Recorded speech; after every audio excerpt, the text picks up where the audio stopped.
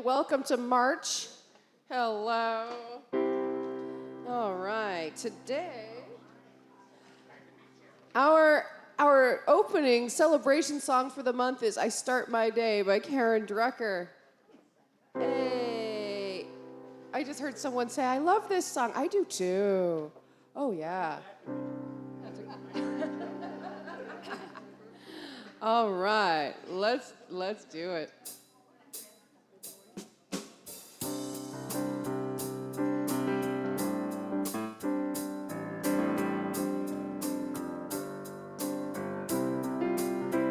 I start my day with love. When I start my day with love, that's what I get more of, is love. I start my day with love. When I start my day with love, that's what I get more of, is love. Love, love, love. Love, love, love. Love, love, love.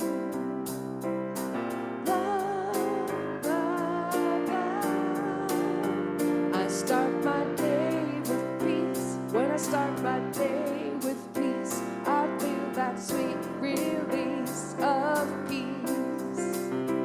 I start my day with peace. When I start my day with peace, I feel that sweet release of peace. Peace, peace, peace. Peace, peace, peace. Peace, peace, peace.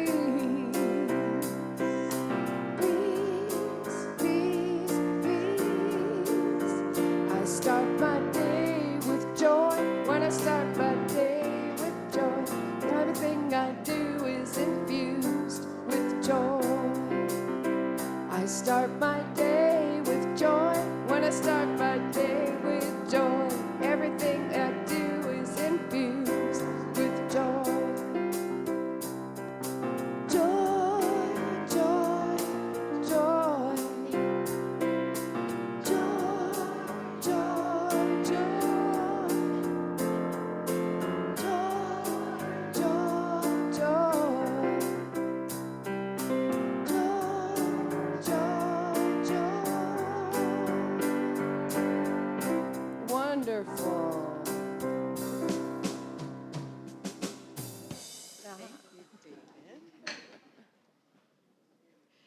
Good morning, everybody. My name is Jackie Peterson, and I'm a member of the Board of Trustees. And on behalf of Donna Maurer, Reverend Donna Maurer, and our Board of Trustees, I welcome you to this Sunday service. We support you on whatever journey that you're on in your spiritual life. So just know that coming here, you will be supported and encouraged to be all that you were meant to be. So our vision statement is something that most everybody here knows, so join me, please. Love in action, every day, in every way.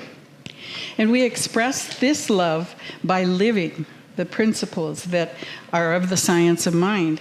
And they're on the back of our programs right up at the top. So if you turn over to the back of their program, you can join me in reading them. I believe there is an infinite intelligence operating throughout the universe. I believe this intelligent power is only good. I believe this intelligence expresses as me. I believe through my conscious use of this power, I create my life as happy, healthy, and complete, and so it is. So I know we have at least one guest here today, and if we have some other new people, please let us know. Do you want to introduce yourself? Yeah. Hi.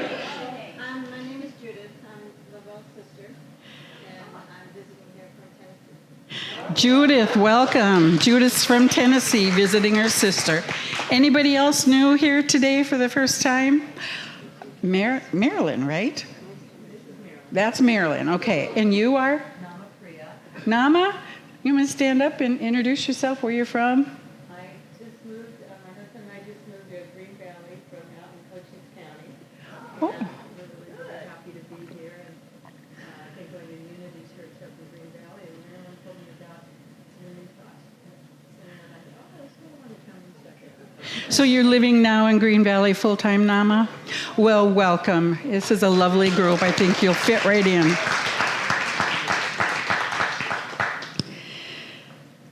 So please be sure to our newcomers to stay afterwards. You've probably already seen that we have a coffee bar and all kinds of treats. So stay so we can get to know you a little bit more. You know, I also want to thank all the volunteers that make this Sunday service possible. Everybody from those who do setups and bring food and whatnot, but especially you that are sitting in these seats. Because if you didn't come, we just wouldn't be what we are, right? So, and we're a loving group. And we know that if there's anything any one of us need, that we can count on each other. And that's a beautiful feeling to have. And it is why Dan and I moved back from South Dakota to here full time. So.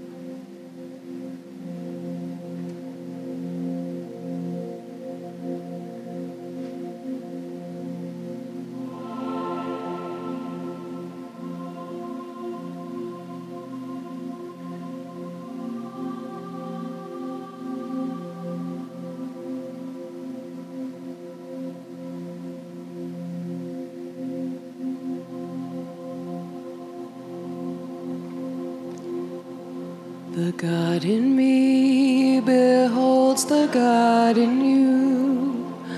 It is all for our greatest and highest good.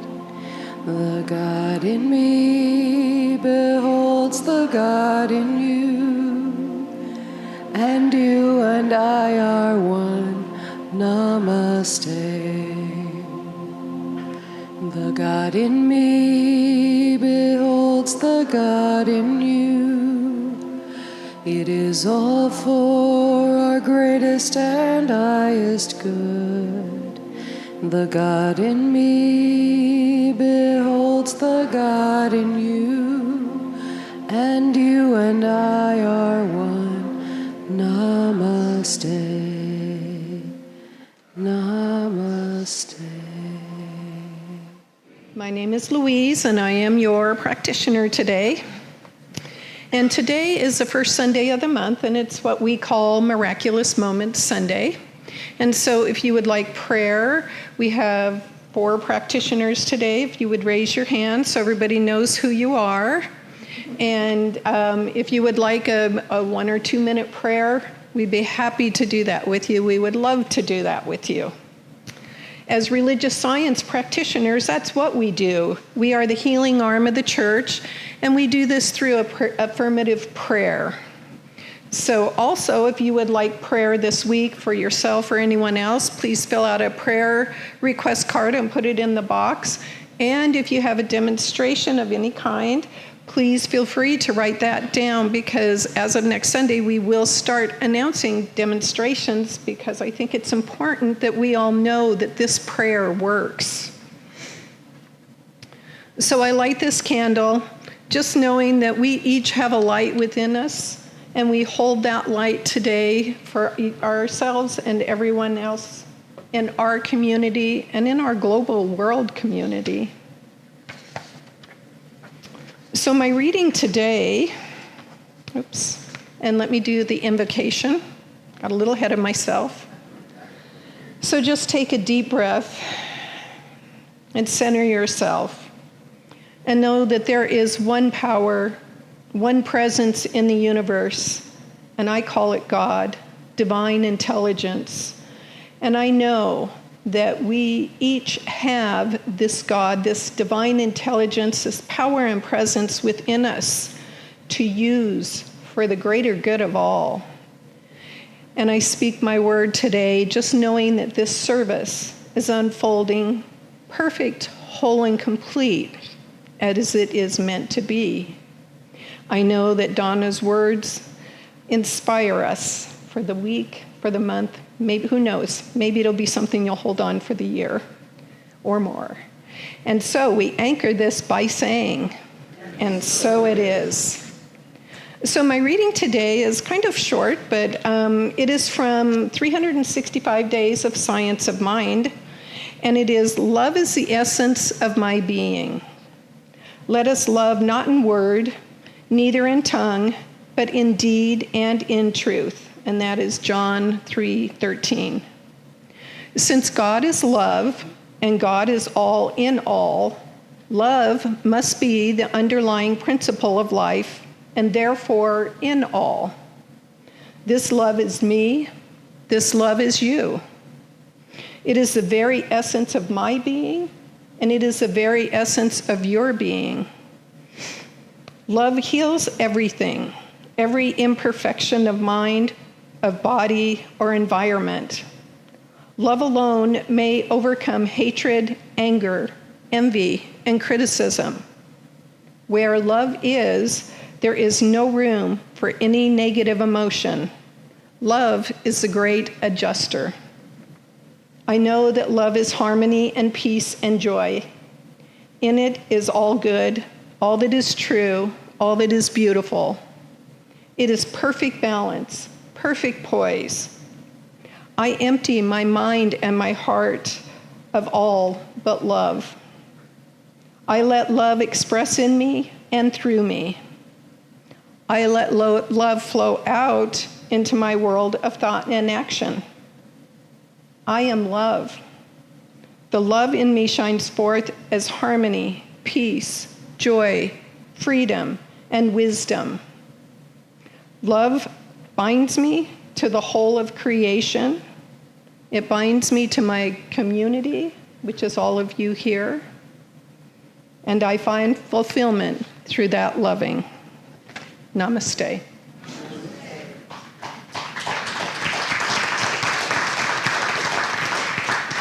So I take this candle and hold the high watch for you. Thank you, Louise. I don't know what it is about our practitioners, but they always know exactly what to say to bring forth exactly the perfect song. Like, all of you do it. Thank you. You guys are amazing. Let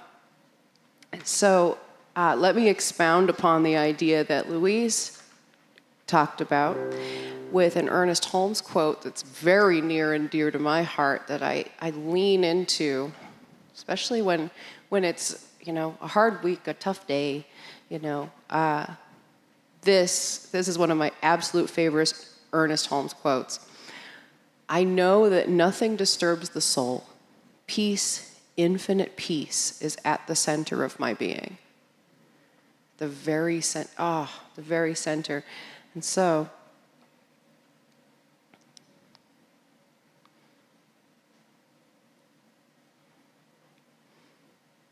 this is a song that I wrote for all of us. September 8th of 2020, it says.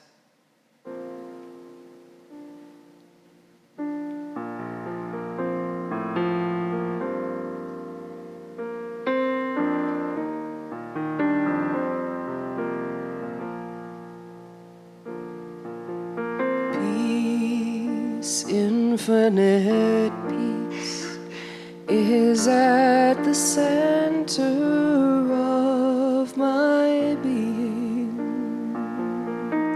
Peace, infinite peace, is at the center of my being.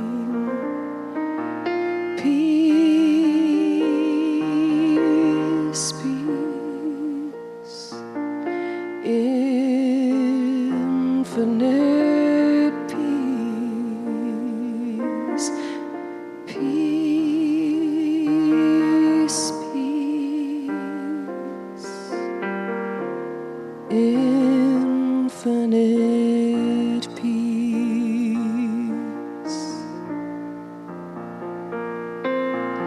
peace, infinite peace, is at the center of my being.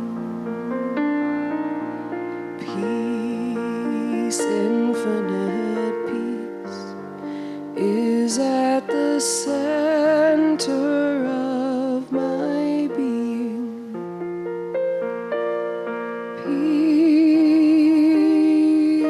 Peace, peace,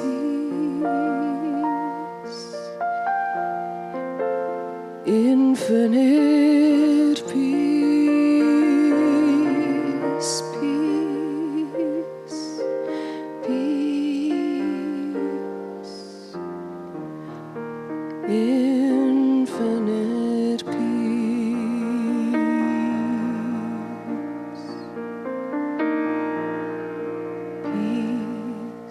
infinite peace, is at the center of my being. Peace, infinite peace, is at the center of my being.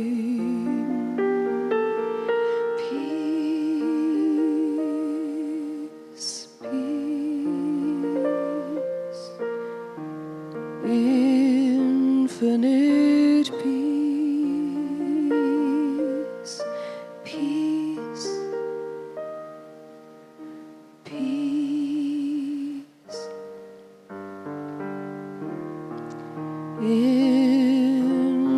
infinite peace.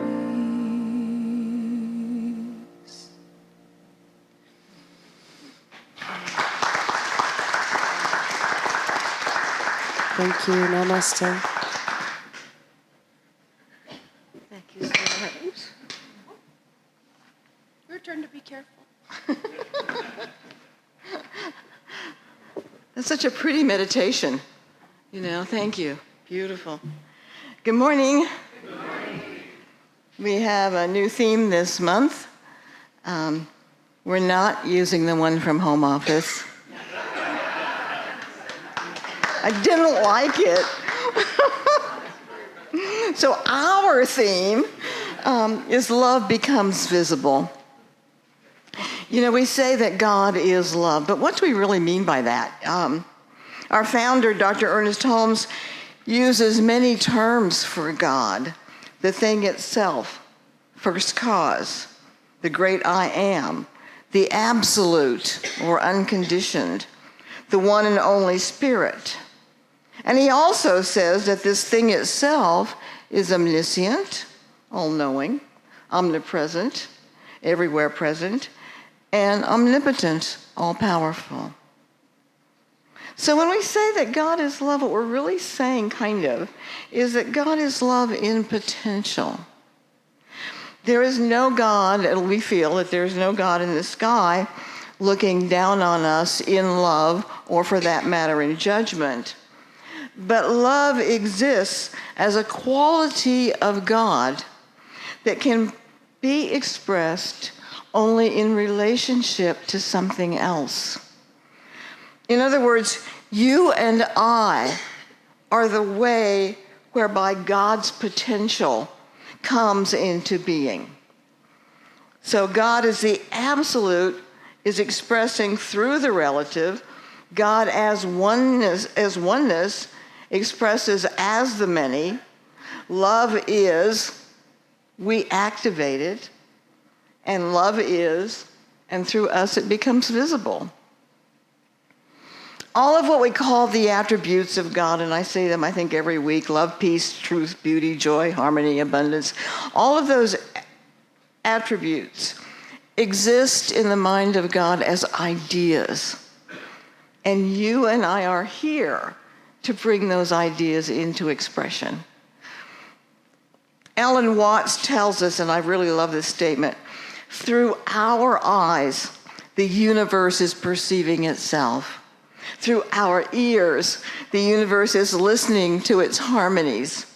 We are the witnesses through which the universe becomes conscious of its glory, of its magnificence. Reverend Dr. Jesse Jennings tells us God, in our definition, is all there is. Thus, we use God in every action. But learning how to use it does not mean that we suddenly start using it. Rather, we and the rest of our species have been using it all along, though mostly unawares and with mixed emotions. So we seek to learn what sort of power we're dealing with, infinite, immediate, in order to use it constructively in our lives. To say we use God does startle some. It may feel disrespectful to cast the Almighty in the same role as an appliance. But again, only when it is thought of as a separate personality. What we are using, consciously and deliberately, is that power back of creation. What good is a power that goes unused? What real good is a power that is only stumbled upon and not thoroughly understood?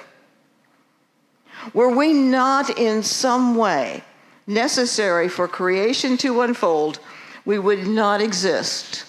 Or if we did, we would not be equipped with the complex self-awareness that gives us our capacity to wonder and question and to so profoundly affect our environment and each other. Why we are here is unanswerable. Those who see God as person maintain that he has a plan for us, and it's our duty to discover it and carry it out.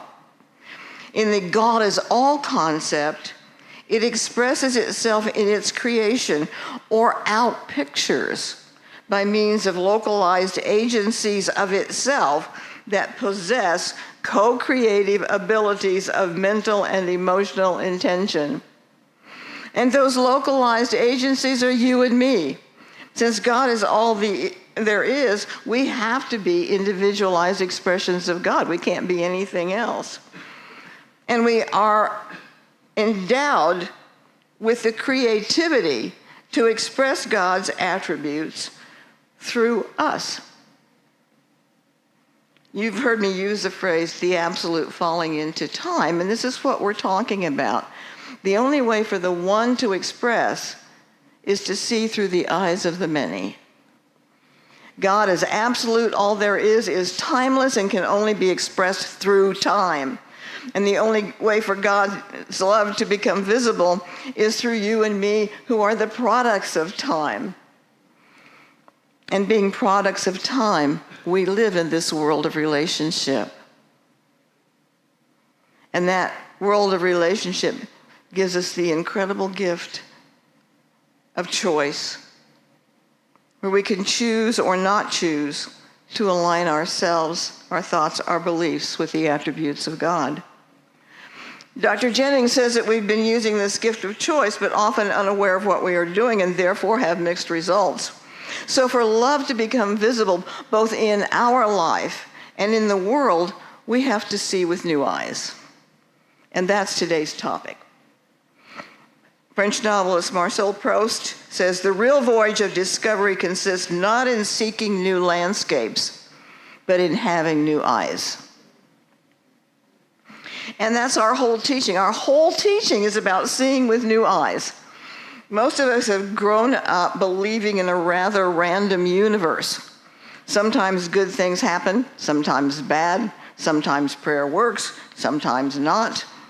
But through this teaching, we are learning that the power and presence we call God doesn't answer our prayers. It responds to our thoughts and beliefs. And when our thoughts and beliefs are in alignment with the attributes of God, that is the response that we are given.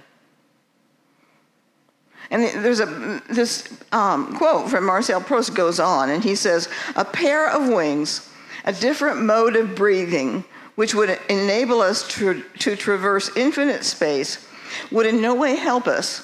For if we visited Mars or Venus, keeping the same senses, they would clothe in the same aspect as the things of the earth everything we should be capable of seeing. The only true voyage of discovery, the only fountain of eternal youth, would be not to visit strange lands, but to possess other eyes."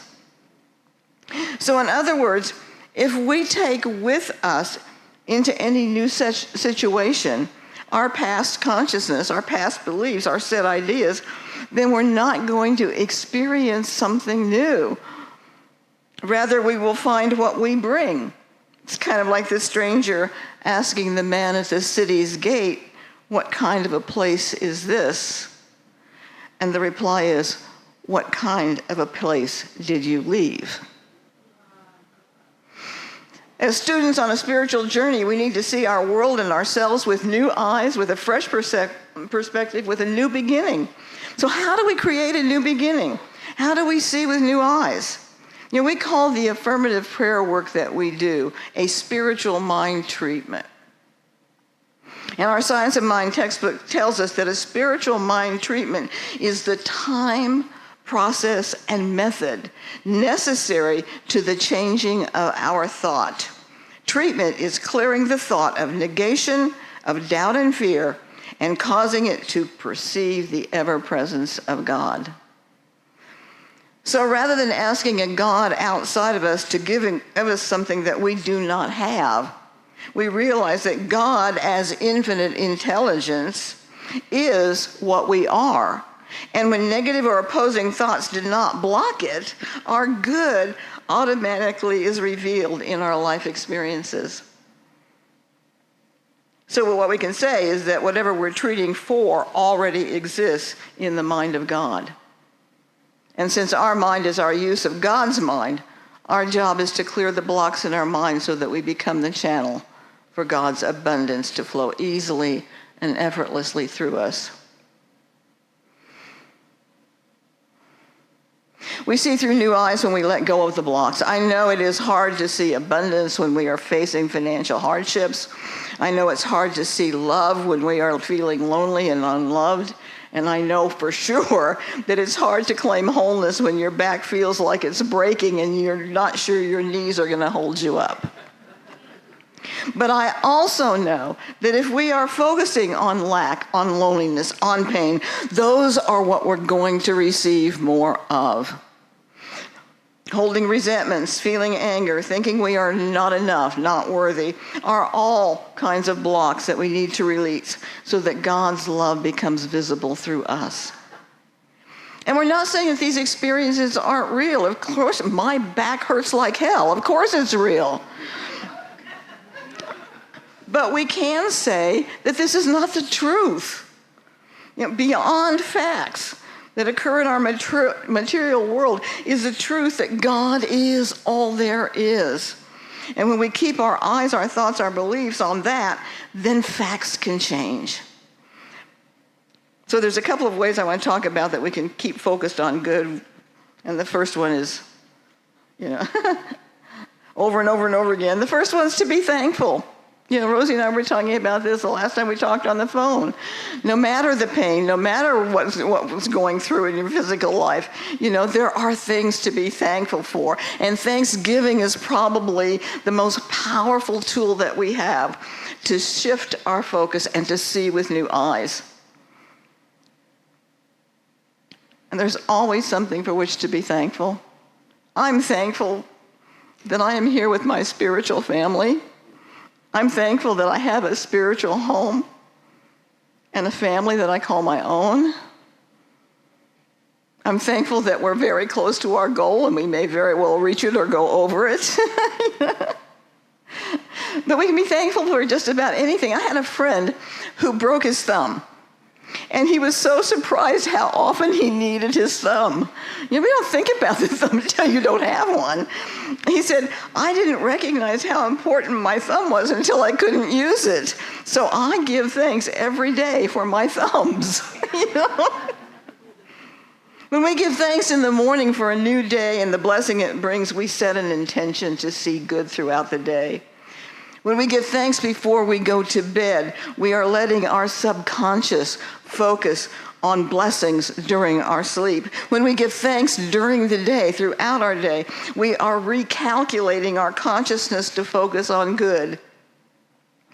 Through Thanksgiving, we are giving ourselves the opportunity to see through new eyes. And another way is to start looking for coincidences. Beginning students often comment on the number of coincidences they notice as part of their spiritual quest.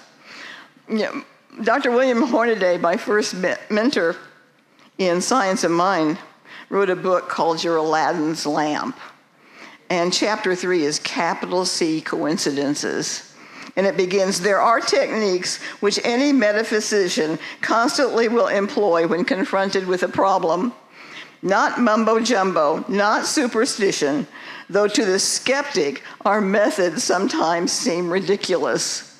But the assumption that intelligent life underlies all life is perfectly reasonable to those who have experienced the capital C coincidences. The chapter tells about a young man after hearing Dr. Hornaday. He was in a conversation with Dr. Hornaday and Dr. Holmes, and he really seriously changed his thinking. And he was making a list of all the coincidences in his life. So they started calling them capital C coincidences. And when we look for them, we find them. We've all had similar experiences, especially when we first come into Science of Mind, because we're fresh and we're open and not tainted, with the years. How many times have we thought of somebody and the phone rings as them? How often have we wanted an answer to a question and it comes in some unique form? Pre-computers, I used to kind of do this to my library. And something would light up, and I'd pull that book off the shelf, and it was exactly what I needed. Now I can Google it, it's easier. But I've had that experience over and over again. How many times have we wanted an answer to a question, and it comes in some unique form, or a dream, or an idea, seeming from nowhere that puts us on a new direction? That's because we're on a threshold of a new journey, full of excitement, curiosity, imagination, which are the attributes that open our mind and consciousness to kickstart those capital C coincidences. Years ago, when my then husband Ed and I were in classes together at Founders, we wanted to rent office space for our startup ad agency. And we began both our treatment work as well as our practical thinking, and we made a list of the things that we wanted in our new office. And we decided, and remember this was in the 70s, that we were not going to pay more than $125 a month for rent. We drove by a 3-story office building on Sunset Boulevard, advertising space available, and we stopped and the agent showed us to a perfect place. It was on the 2nd floor.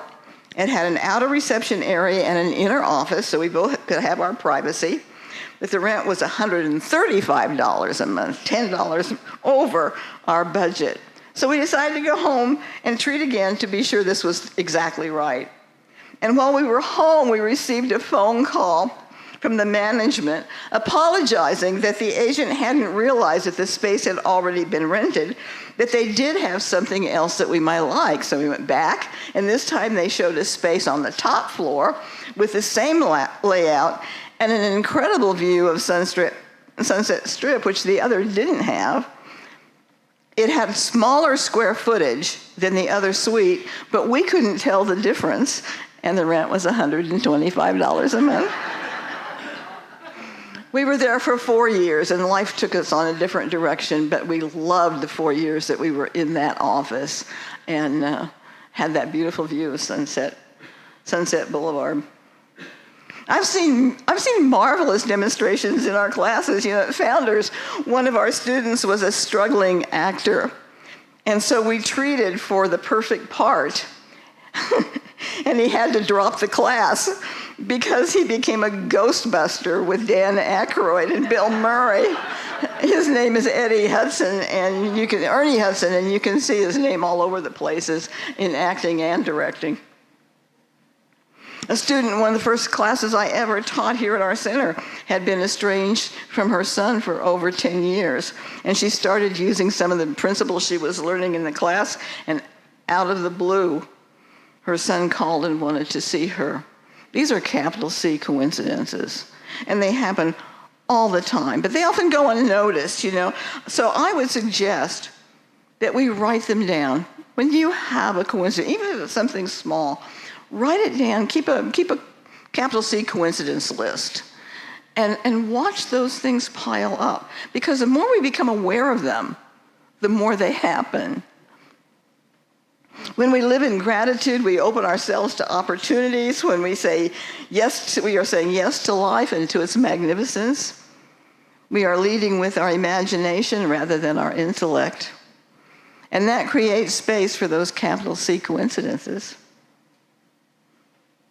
Some years ago, I was listening to a podcast by Jean Houston, and she was talking about the progressive elementary school that she attended, where students had a chance to meet outstanding minds of the day. And in one case, the class met Albert Einstein. And one 7-year-old boy asked Dr. Einstein, "How can we be as smart as you?" And Einstein answered, "Read fairy tales." Then another child asked him, "How can we be smarter than you?" And he said, "Read more fairy tales." Jean said he was talking about the imagination. And truly, if you read some of his quotes, he sounds more like a science of mind person than a scientist. He says, "Imagination is more important than knowledge, for knowledge is limited, whereas imagination embraces the entire world, stimulating progress, giving birth to evolution." And another one, "Imagination is everything. It is a preview of life's coming attractions. Logic will get you from A to B. Imagination will take you everywhere." So when you and I come from logic, when we come from the intellect, when we come from trying to figure things out, we are using, I've said this before, we are using what we already know. But we also have this incredible subjective side, which is the source of unlimited wisdom and opportunity. The gratitude that sparks our imagination allows us to plunge into that sea of limitless potentiality, giving us access to solutions and experiences far beyond what we could figure out for ourselves. And it draws our attention away from material answers to solutions that are grounded in love and connection. I once read a story that Dr. Edward Villon of the Santa Rosa Center for Spiritual Living told on himself. "Our Christmas Eve candle lighting service was extraordinary. The stage was beautifully decorated with very expensive faux candles, $60 each. These candles lined the front of the stage in spectacular beauty. After the service, we noticed that someone had stolen one of them. Can you believe that? It was so disappointing. Later, I told all my friends about it, and we shared similar stories of being robbed and ripped off and the feelings of violation that went with it. Then the next business day at the center, I told our staff about it, and we shared our disappointment. We talked it through and got used to the idea that in this world, things like that happen. We planned our strategy against ever letting such a thing happen again. Problem is, the candle was never stolen. It had fallen down and rolled between the musical equipment where it could not be seen. It just appeared to have been stolen until it was found. It was kind of embarrassing how quickly my mind went to terribilizing and thinking the worst. I recognize that tendency as a pattern of believing in a world that doesn't work, a pattern that has been accepted and believed in for so long that it is a first go-to for many to explain how the world works. Now, I'm not saying that candles never get stolen. They do. I mention it because it illustrates how patterns can set in, and a person can believe something that may not be true as long as it fits the expected pattern. That's why I love Science of Mind. It teaches me to practice new patterns. I want to practice expecting the world to stand hand in hand. I don't care that I don't know how it will come to pass. I want to break my bad habits of terribilizing and then spreading that terror. So when you and I focus on our capital C coincidences, when our heart is filled with gratitude, then we will practice new patterns.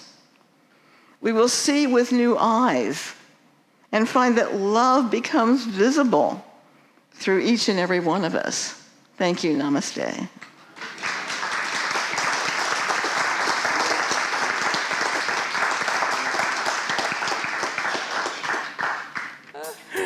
There we go.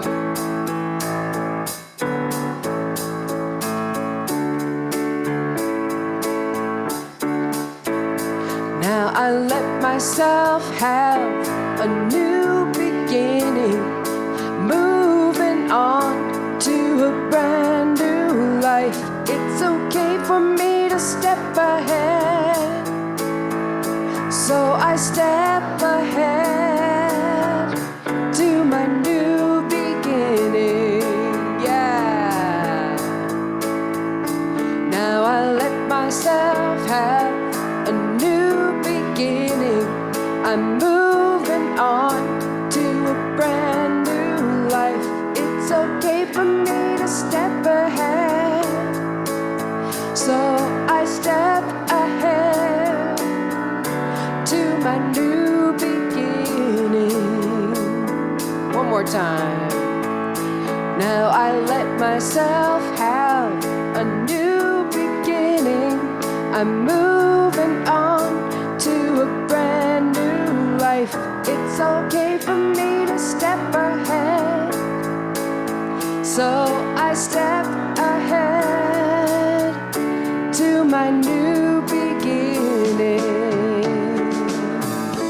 Ah, Thank you. awesome words. Yeah, it is. It is. Thank you. Okay, it's time for our offering. Yes, put that law of divine circulation in process. Please join me with in our offering affirmation on the left-hand side of your bulletin. My gift goes forth to heal, prosper, and bless all that it touches. It is evidence of my conviction that God is the source and substance of my supply. I share generously of my good, knowing that it returns to me multiplied abundantly, and so it is.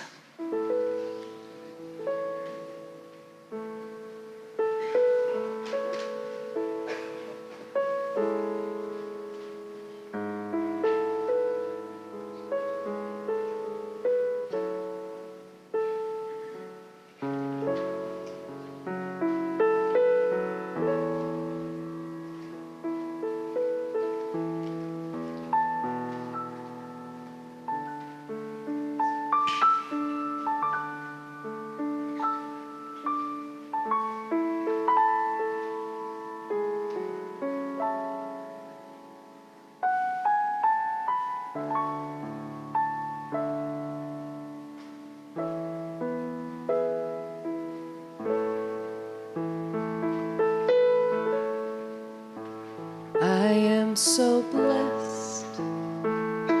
I am so blessed. I am so grateful for all that I have. I am so blessed. I am so blessed. I am so grateful. I am so blessed. I am so blessed. I am so blessed. I am so grateful for all that I have. I am so blessed. I am so blessed. I am so grateful. I am so blessed. Before our closing treatment, I just want to take a moment to thank Don and Lynn and all of the choir and the Munchkins and everybody who participated in our pledge campaign. We are right now at more than we've ever gotten. So, yeah, hallelujah. So, but I see it's going over, so yay. But again, thanks. It takes a village to raise a center, you know. Okay, let's take a moment to close this portion out in prayer, and please join us for refreshments, especially if you're here for the first time, a chance to get to know you a bit better. I know that there is one life, one mind, one intelligence. And I know that that intelligence that we call God is known by many names. But I also know that the attributes of God are inherent within each one of us. We are made in the image and likeness of that one power and presence, which means that we have all of these attributes of love and joy and peace and harmony and abundance within us. So I speak my word knowing that these attributes flow through us with ease and grace. And I speak my word where we don't see that flow, to know that right where that seeming imperfection is the power and perfection of God behind it all. I speak my word for anyone experiencing any kind of discomfort, dis-ease, and know too that God is right there. And that together, our words, our beliefs, our thoughts, change that from fact to truth. I give thanks that we are here today, that we have this beautiful place that we call our home. And we know that we step out from here, each one of us, as we each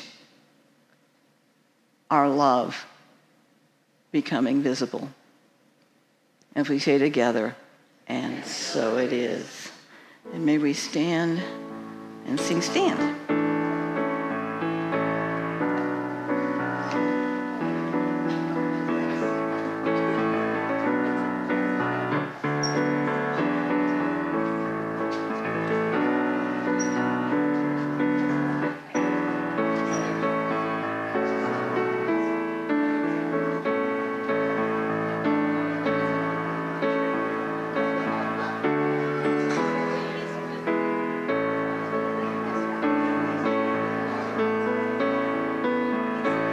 So let there be peace.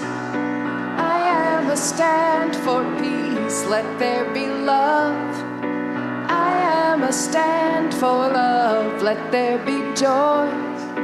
I am a stand for joy. We are living a new world now.